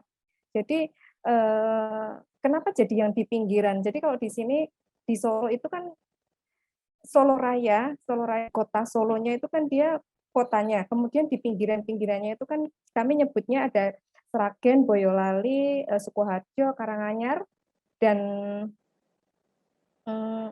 Wonogiri. Nah, jadi Solo Raya itu meliputi ke beberapa kota yang berada di sekitar Solo. Nah, disitulah yang kemudian disebutkan kemampuannya itu bukan hanya kemampuan akses dan hanya asal klik atau menggunakan itu saja, tetapi juga ada bagaimana kita bisa menggunakan nalarnya ketika menerima informasi atau mendapatkan informasi. Bahkan yang menarik juga itu saya melihat dari kajiannya Dearson dan Van Dijk itu dia menyebutkan bahwa ternyata pendidikan tinggi itu tidak serta-merta dia terliterate ya. Dia tidak terliterate, dan ini juga didukung dengan jawaban dari keempat informan saya. Tapi dari dua informan, jadi yang duanya tidak terlalu menjelaskan, tetapi dua informan saya menyebutkan begitu. Kenapa seperti ini? Karena ternyata orang yang berpendidikan lebih rendah dan disabilitas ya, kalau si Dearson dan Van Dijk menjelaskan itu, dia mempunyai waktu lebih banyak untuk menggunakan digital atau untuk menggunakan internet dibandingkan dengan orang-orang yang berpendidikan tinggi begitu. Jadi begitu mungkin tanggapan dari saya, Mas Soni, semoga bisa memberikan insight. Terima kasih. Untuk pertanyaan dan jawabannya, ini saya sudah dikontak oleh panitia, sepertinya kita harus segera wrap up sesi breakout room kita pada sore hari ini.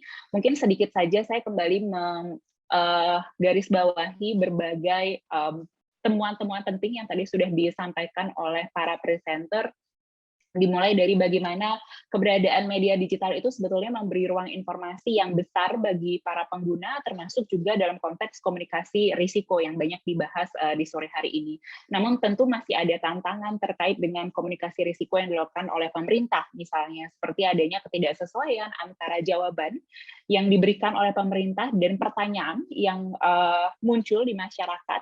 Kemudian tantangan dari segi pemberitaan oleh organisasi media yang ternyata juga belum memberikan ruang bicara yang sama untuk aktor-aktor yang sebetulnya punya kemampuan untuk menjernihkan informasi di masa pandemi ini. Kemudian kita juga mendengar bahwa pengguna itu juga sebetulnya memiliki peran yang penting, mereka bisa mengevaluasi informasi ataupun misalnya bersama-sama berkolaborasi aksi untuk membantu sesama warga yang terdampak oleh pandemi. Dan tentunya yang tidak kalah pentingnya adalah bagaimana media digital di luar konteks pandemi itu juga sebetulnya bisa memberikan bisa menjadi memberikan ruang untuk memberikan informasi dalam berbagai konteks, termasuk misalnya isu-isu dakwah seperti tadi yang disampaikan oleh Mas Agus di awal sesi kita. Mungkin itu Mas Mbak yang bisa saya sampaikan kembali. Sekali lagi terima kasih para presenter untuk asupan materinya yang sangat relevan dan menarik. Kemudian terima kasih juga kepada para panitia, para peserta yang sudah bergabung di sesi sore hari ini. Sekali lagi saya ingatkan, silahkan bagi para presenter kemudian peserta untuk kembali ke main room, karena setelah ini akan ada penutupan dan juga sesi awarding. Sekian dari saya mewakili panitia. Selamat sore dan mohon maaf untuk jika ada yang tidak berkenan untuk kesalahan katanya. Semoga kita bisa berjumpa lagi di diskusi-diskusi lainnya. Terima kasih semuanya. Baik, kami ucapkan selamat datang kembali kepada Bapak Ibu, presenter, moderator, para tamu undangan, dan para hadirin di GSSC 2021 di ruang utama kembali. Setelah baru saja Bapak Ibu mengikuti diskusi paralel di sesi doktoral dengan tadi saya menyimak sangat seru sekali pembahasannya dan luar biasa sekali pertanyaan-pertanyaan dan topik-topik yang dipresentasikan sehingga menambah inspirasi dan semangat untuk teman-teman ya untuk selalu berkarya menjadi ilmuwan di Indonesia. Ini seru sekali pastinya. Baik, dan Bapak Ibu, demikian rangkaian diskusi paralel Graduate Student Symposium on Communication Science 2021. Kami ucapkan terima kasih kepada Bapak Ibu, Mbak Moderator, Mbak Diah, terima kasih banyak Mbak sudah menjadi moderator di sore hari ini. Sukses sehat selalu. Dan tentunya kami ucapkan terima kasih kepada presenter dan peserta yang telah mengikuti kegiatan kita dari pagi hingga sore hari ini. Dan tentunya kami juga ucapkan terima kasih kepada seluruh partner dan media partner yang turut mendukung GSSC 2021. Ada Aspicom, Japelidi, Radio Istakalisa, Suara Gama FM, Jogja Family Radio, dan Kagama.co. Dan tentunya kami ucapkan terima kasih kepada para jurnal partner kita, Jurnal Media dan Komunikasi Indonesia dari Departemen Ilmu Komunikasi Visipol UGM, Jurnal Komunikasi Indonesia dari Universitas Indonesia, Jurnal Ilmu Komunikasi dari Universitas Islam Indonesia, Jurnal Interaksi dari Universitas Diponegoro. Baik, demikian agenda diskusi paralel kita hari ini. Terima kasih sekali lagi, dan berikutnya kami mohon kepada seluruh peserta untuk bisa mengikuti agenda awarding dari GSSC 2021. Mohon maaf apabila ada kurangnya dalam hari ini. Wassalamualaikum warahmatullahi wabarakatuh. Om Santi Santi Om, selamat sore. Untuk berikutnya, kepada rekan saya, Diah Serono Rizkiana, kami persilahkan.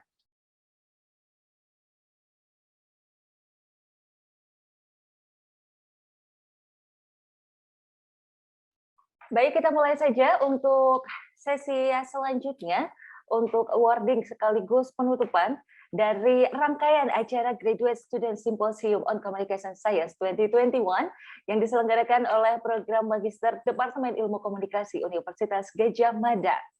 Dan sekaligus kami juga mengucapkan terima kasih untuk seluruh kerjasama dengan jurnal partner. Di sini kami bekerja sama dengan Jurnal Media dan Komunikasi Indonesia dari Departemen Ilmu Komunikasi Visipol UGM, kemudian dari Jurnal Komunikasi Universitas Indonesia, Jurnal Ilmu Komunikasi Universitas Islam Indonesia, dan juga Jurnal Interaksi dari Universitas Diponegoro. Untuk sesi selanjutnya, kita akan masuk di sambutan sekaligus pengumuman pemenang dari paper oleh Ketua Dewan Pembina dari acara GSSC 2021 kepada Ibu Dr. Rahayu. Aduh, kalau manggilnya Ibu agak aneh ya, karena di komunikasi UGM biasa manggil Mbak gitu. Jadi langsung saja Mbak Yayu, untuk waktunya kami persilahkan. Terima kasih sekali waktu yang diberikan untuk saya. Selamat sore. Salam sejahtera, salam sehat untuk kita semua. Assalamualaikum warahmatullahi wabarakatuh. Yang saya hormati Bapak Ibu Ketua Departemen, Ketua Program Studi, para dosen ilmu komunikasi dari berbagai universitas di Indonesia. Jadi jangkauannya ternyata betul-betul Indonesia. Yang saya hormati juga para presenter, tamu undangan, juga mahasiswa dan alumni semuanya berkumpul di sini. Alhamdulillah. Izinkan saya mewakili panitia menyampaikan apresiasi yang setinggi-tingginya untuk Bapak, Ibu, Mas, Mbak, semuanya. Alhamdulillah kita telah sampai di penghujung acara Graduate Student Symposium on Communication Science 2021. Kegiatan ini kami agendakan 2 tahunan. Dan tahun ini merupakan tahun pertama. Jadi kami mengharapkan 2 tahun lagi kita bisa jumpa di forum ini. Dan kita sangat mengharapkan memang forum seperti ini bisa mempertemukan mahasiswa dan alumni pasca sarjana, tentu saja bukan hanya ilmu komunikasi UGM, tetapi juga program pasca sarjana di seluruh Indonesia. Sehingga kita semua mungkin ya dimungkinkan untuk bisa saling bertukar ilmu, bertukar pengalaman riset, termasuk memperbincangkan dan mencari solusi isu-isu aktual yang berkaitan dengan persoalan bangsa. Kami mengharapkan pertemuan seperti ini juga terus berlanjut, melahirkan jaringan kerjasama, kolaborasi, mewujudkan gagasan, dan tentu saja karya akademis inovatif untuk bisa menyelesaikan persoalan-persoalan kita bersama.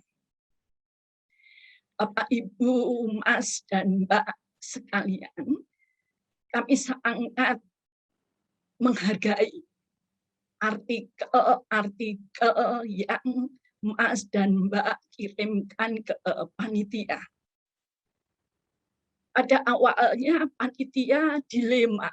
Jadi apakah forum ini hanya menerima abstrak saja atau full paper?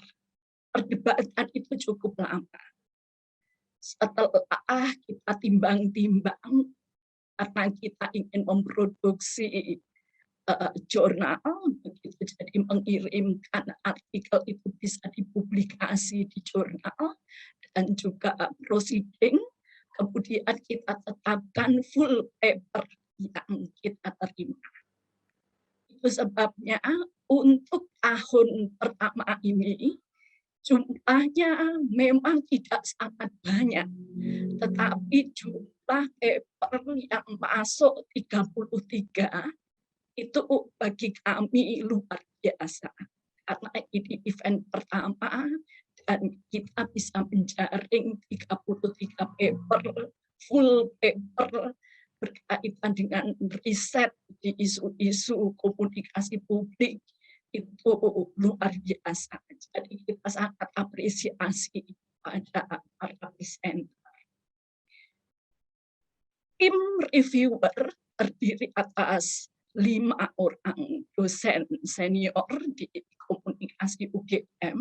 Ada Prof. Nunung Ajarto, ada Dr. Widodo Agus Setianto, ada Dr. Nyarwi Ahmad, ada Dr. Dian Arimami, dan saya. Kemudian menyeleksi 33 paper itu menjadi atau mengerucut menjadi 25 paper yang kami putuskan layak untuk dipresentasikan di forum ini. Seleksi itu dilakukan secara blind review, bahkan saya sendiri 30 menit yang lalu itu tidak tahu siapa nama dari penulis paper. Jadi kita reviewer belum mengetahui bahkan siapa penulis paper. Itu baru diberitahu oleh panitia ya, sekitar 30 menit yang lalu. Jadi seleksinya blind review dan kita mempertimbangkan pemenuhan persyaratan paper yang sudah ditetapkan oleh panitia. Kita juga sudah melihat, ya, menikmati begitu 25 paper terpilih itu dalam 5 room yang pembagian topiknya itu cukup setara, yaitu komunikasi politik, komunikasi strategis, kebijakan dan regulasi media dan budaya. Jadi semua paper telah berhasil dipresentasikan hari ini. Bapak, Ibu, Mas, dan Mbak sekalian, untuk menentukan paper terbaik terus terang tidak mudah. Masing-masing paper memiliki keunggulan dan sekaligus kelemahannya. Berdasarkan hasil evaluasi secara menyeluruh, pada akhirnya tim reviewer bersepakat menetapkan 3 paper terbaik. Jadi penentuan dari paper terbaik ini juga blind review dan mempertimbangkan relevansi topik dengan persoalan saat ini, unsur kebaruan yang dimiliki, bobot dan kelengkapan tulisan, serta kita sudah melakukan pengecekan originalitas atau kandungan plagiarismenya. Setelah melalui pertimbangan yang matang begitu, karena ternyata masing-masing reviewer itu nilainya itu ada yang perbedaannya cukup ekstrim, sehingga kita harus bertemu dan berdiskusi. Dan kami memutuskan ada 3 best paper untuk Graduate Student Symposium tahun ini. Paper terbaik ketiga itu berjudul Instagram for Supporting Education of Indonesian History During the Pandemic Era. Ditulis oleh Saudara Gayatri Atmadi, Universitas Al-Azhar Indonesia.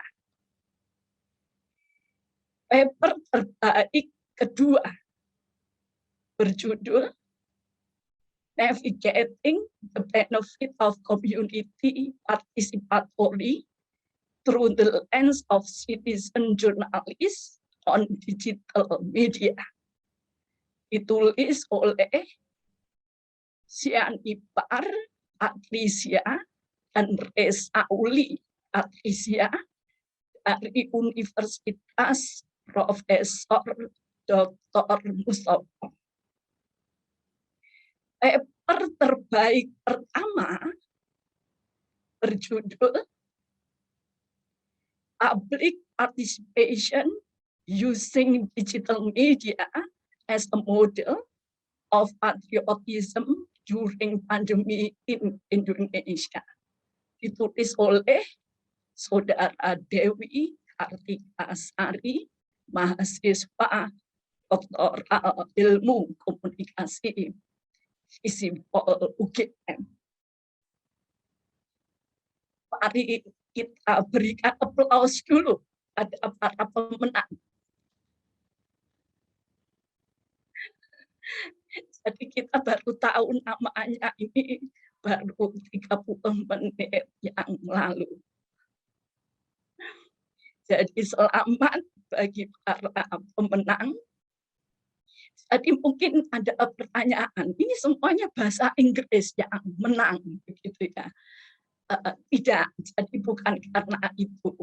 Jadi ketika paper ini itu kita lihat itu relatif dia memenuhi kriteria dibanding yang lain. Terus terang saja selisih angka itu sangat sedikit. Jadi paper 1, 2, 3 itu selisihnya hanya 1 dan 2 saja. Angkanya tidak sangat besar. Begitu pula sebenarnya keempat, kelima itu selisihnya sedikit-sedikit. Jadi ya, kita pilih yang relatif lebih memenuhi kriteria dibanding yang lain. Jadi selamat untuk para pemenang. Bapak Ibu ya, Mas Mbak yang kami hormati, keseluruhan paper akan kami teruskan ke jurnal yang berpartner dalam kegiatan ini. Jadi tadi sudah disebutkan juga oleh MC, kita akan kirimkan ke JMKI, kemudian Jurnal Komunikasi Indonesia, Jurnal Komunikasi UII, dan Interaksi Undip.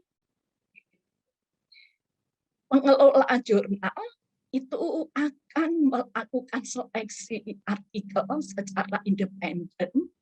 Tentu saja akan dievaluasi apakah topik dan tulisan itu berpotensi untuk bisa diterbitkan di jurnal mereka. Untuk itu, kita sudah bersepakat dengan pengelola jurnal, kira-kira 1-2 bulan kita akan memberikan waktu kepada pengelola jurnal untuk melakukan review terhadap artikel-artikel yang sudah dipresentasikan di forum ini. Dari hasil evaluasi jurnal, itu nanti akan ada keputusan, ya, apakah artikel itu akan mereka publikasi atau mereka tolak. Nah, bagi yang akan dipublikasi, tentu saja nanti akan ada revisi. Karena terus terang saja, setiap jurnal itu punya struktur atau sistematika yang berbeda-beda. Pihak jurnal atau panitia itu akan menghubungi Pak, Ibu, Mas, dan Mbak sekalian. Kalau kejadian artikel tersebut ditolak oleh satu jurnal, kita akan coba menghubungi jurnal yang lain. Jadi siapa tahu dari keempat itu masih bisa mempertimbangkan jikalau ada satu artikel yang ditolak oleh jurnal yang lain. Kalau misalnya tidak dapat tempat di jurnal, panitia sudah memutuskan artikel itu akan kita muat di proceeding. Jadi proceeding itu akan kita buat dan kita publikasikan selambat-lambatnya itu bulan Desember. Dan untuk penerbitan artikel jurnal itu kemungkinan dilakukan tahun 2022.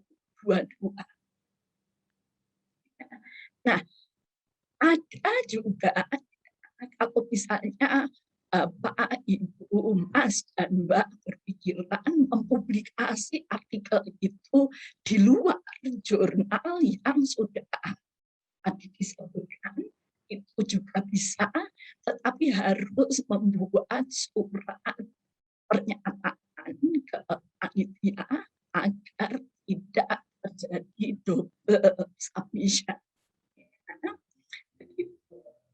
Bapak, Ibu, Mas, dan Mbak yang kami hormati, izinkan saya di forum berbahagia ini menyampaikan terima kasih kepada Dekan Fakultas Ilmu Sosial dan Politik UGM beserta jajarannya atas dukungan dan fasilitas yang diberikan. Juga terima kasih kami sampaikan untuk Dewan Pengarah, ada Prof. Hermin, ada Dr.